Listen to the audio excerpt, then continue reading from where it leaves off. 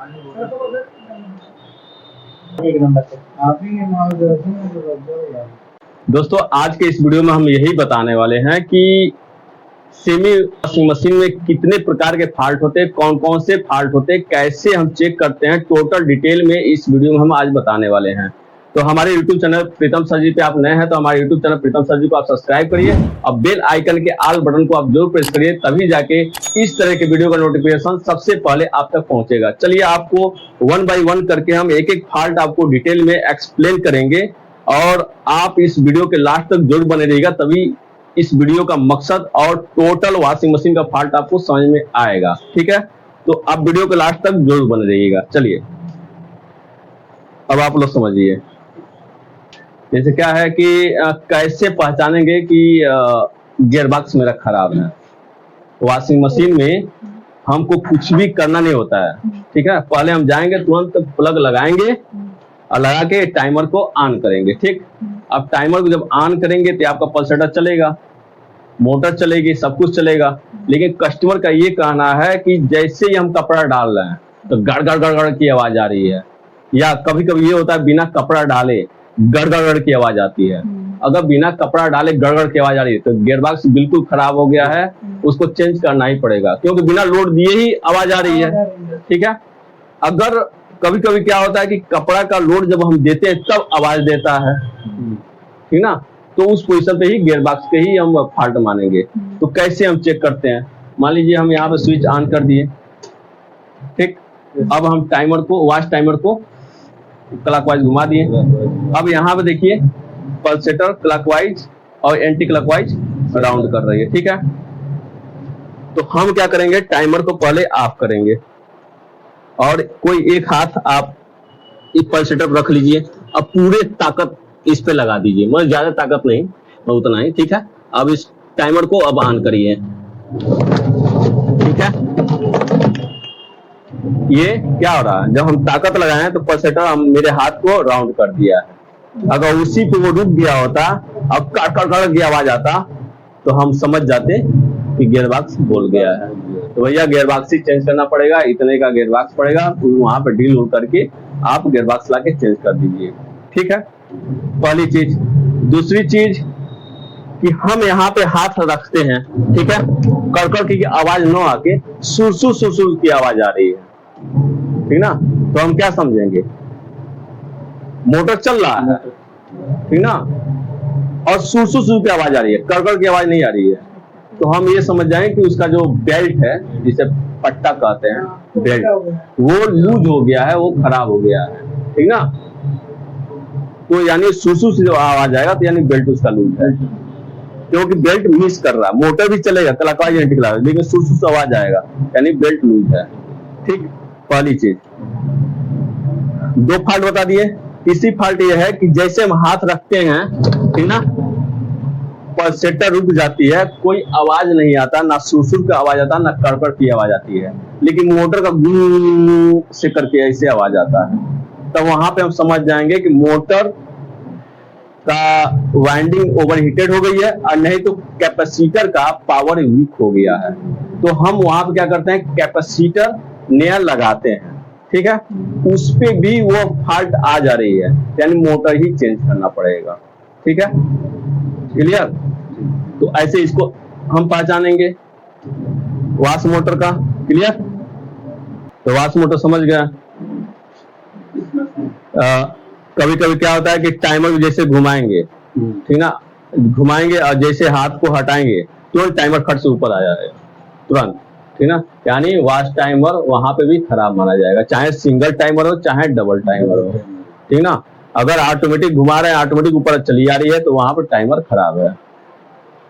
अगर टाइमर घुमाने पे केवल एक तरफ राउंड कर रहा है, दूसरे तरफ राउंड नहीं कर रहा है, तो वहां पे भी नहीं तो चूहा वायर काट दिया है, और नहीं तो टाइमर खराब है, नहीं तो आपका मोटर का एक स्पीड जल चुका है, ठीक। तो ये कस्टमर ये आ रखा है कि भैया स्पिन मोटर जैसे हम चलाते हैं तो उसमें चो चो चो की आवाज आती है, ठीक है। तो जैसे मान लीजिए यहाँ पे कोई साउंड नहीं आ रहा है एक्स्ट्रा। अब स्पिन मोटर में, स्पिन मोटर चोंचो जो की आवाज आती है, तो बफर और ग्रीस, अगर ढक्कन उसको उठा रहे हैं ब्रेक नहीं लग रहा है, ये टब आपका नच रहा है, राउंड पूरा कर रहा है, ब्रेक नहीं लग रहा है, तो यहाँ वहां पे क्या समझेंगे, ब्रेक प्लेट में जो ब्रेक शू लगा रहता है वो खराब हो चुका है, इस नहीं तो कोई प्लेट को खींच के और तार से बांध दिया है, ब्रेक व्हील और ब्रेक में दूरी बढ़ गई है, इसलिए आपका वो रुक नहीं रहा है। वह तभी रुकेगा जब स्विच को ऑफ करेंगे या टाइमर को ऑफ करेंगे, तो कुछ समय के पश्चात ही वो धीरे करके रुकेगा। ठीक है, कभी कभी क्या होता है कि यहाँ पे जब कपड़ा डालते हैं, इसमें जब कपड़ा डालते हैं पूरा भर देते हैं कपड़ा, और उसके बाद इसको चलाते हैं तो डग डग डग डग डग डग स्पीड नहीं बनाता है, डग डग डग नहीं। अब वहां पे क्या फॉल्ट है, नहीं तो कपड़े का लेवल सही नहीं है, उसको थोड़ा सा इसमें से कपड़े को निकाल के ऐसे थोड़ा सा इधर उधर फैला दीजिए। ठीक है, फिर से रखिए, फिर चलाइए, नहीं तो आपका जो साकर है वो खराब हो चुका है, नहीं तो बफर नीचे का फट चुका है, इसलिए वो बैलेंस नहीं बना पा रहा है, चारों तरफ वो राउंड कर रहा है। ठीक ना, तो ये चीज हो गया।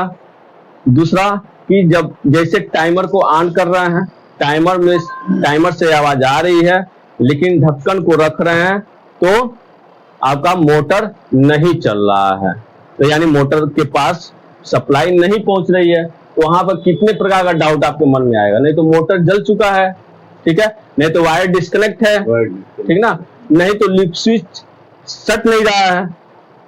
ठीक ना, उसमें एक और फॉल्ट आती है, ये जो ढक्कन है, ढक्कन का जो प्लास्टिक वाली बने जो जब ढक्कन रखते हैं तो लिफ्ट स्विच को उठाता है ये जाके, तो वो वाला भाग भी टूट जाता है, तो दूरी बढ़ जाती है तो पहुंच नहीं पाता, तो उठा नहीं पाएगा, उससे भी होगा। ठीक है, तो वहां पर उसकी चेकिंग करने के लिए क्या करेंगे, लिफ्ट स्विच का दोनों तार निकाल के आपस में शॉर्ट कर देंगे, और मोटर अगर चल गया ढक्कन रखने पे, क्योंकि इसको रखेंगे तो ब्रेक छोड़ेगा, ढक्कन रखने पे चल गया, यानी लिफ्ट स्विच से ही प्रॉब्लम है।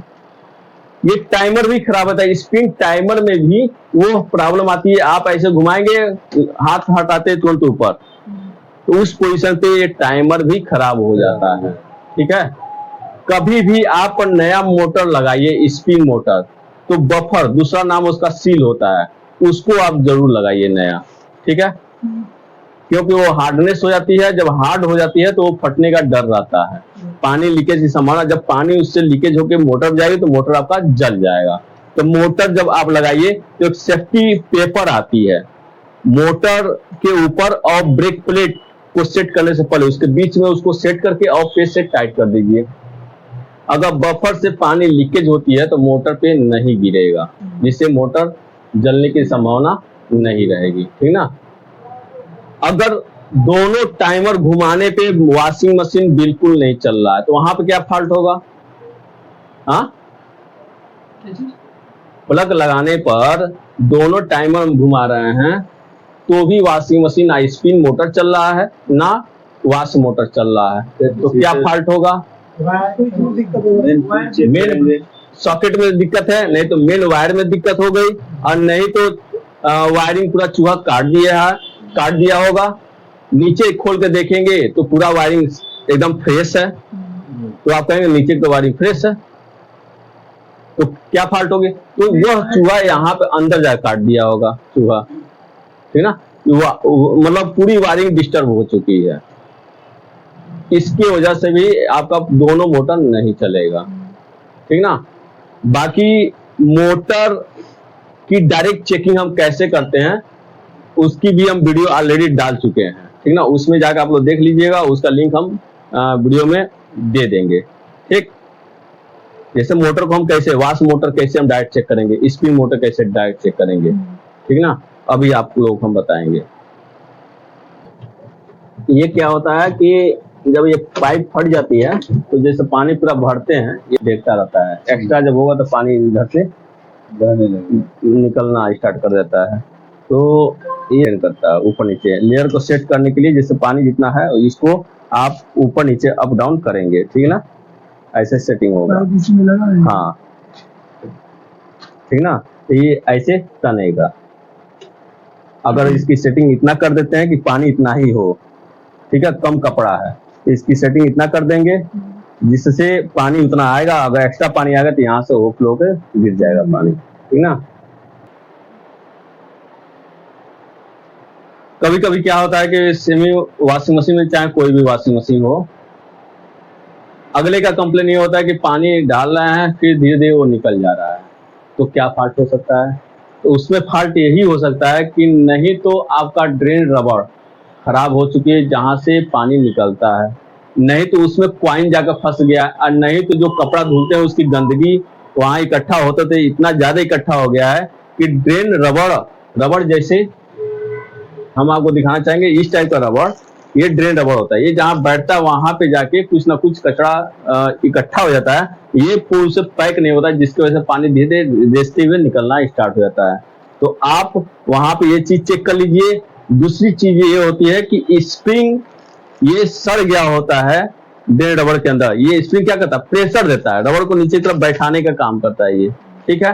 तो ये सड़ गया है और नहीं तो ये लूज हो गया है। अगर सड़ गया तो नया स्प्रिंग लाकर डाल दीजिए, और नहीं तो आप उसको तान के उसको बैठा दीजिए। तीसरी चीज ये होती है, कभी कभी क्या होता है कि जो ड्रेन का जो मोमबत्ती कहते हैं उसे, मोमबत्ती जो सेटिंग होती है उसमें पॉइंट दिया होता है, 3, 4, 8, 10 पॉइंट दिए होते हैं, उसकी सेटिंग कोई आके नीचे तक कर दिया, जिससे वो ऊपर तरफ तना रहा है, हल्का हल्का ऊपर तरफ तना हुआ है, ठीक है, नीचे पूर्ण से पैक नहीं हो पा रहा है, उसकी वजह से पानी धीरे धीरे रिसते हुए निकल जाता है बाहर, ठीक है। तो इसकी भी चेकिंग हम कर लेते हैं, ठीक। मिलते हैं आपसे इसी तरह के वीडियो को लेकर नेक्स्ट वीडियो में, तब तक के लिए धन्यवाद।